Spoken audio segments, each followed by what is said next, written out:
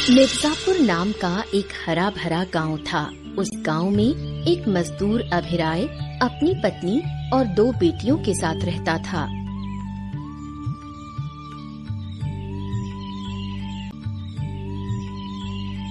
अरे माँ, आज क्या बनेगा? घर में तो कुछ भी नहीं है पकाने के लिए। क्या बनाऊं बेटी, हमारा गरीब का घर है, इंतजार कर, देख तेरे पिता क्या लाते हैं। ठीक है माँ, तुम आराम करो, तुम्हारी तबीयत ठीक नहीं रहती, तुम चिंता मत करो, मैं कुछ इंतजाम कर लूंगी।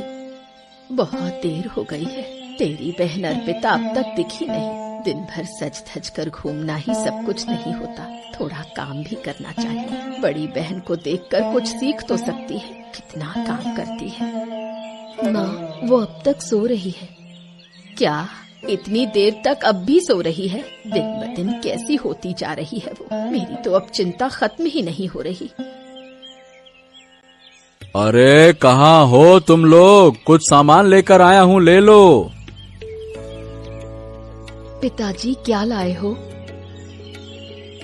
क्या लाऊं बेटी, आज भी ज्यादा कुछ ला नहीं पाया। थोड़ा कचू यानी कि अरबी के पत्ते और साग और दाल लाया हूँ, वही बना लो।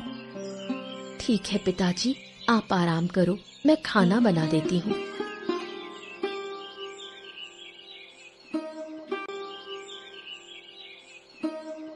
क्या बना रही हो आज?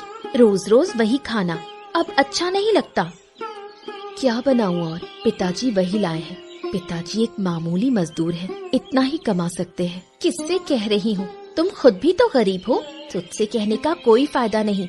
जिसे कहना है उसी से कहूंगी। माँ, रोज रोज दाल कचू खाकर अब मन नहीं भरता। पिताजी को तो कह नहीं सकती कि कुछ अच्छा ले आए। कब से मांस नहीं खाया। कैसे गरीब घर में जन्म लिया मैंने।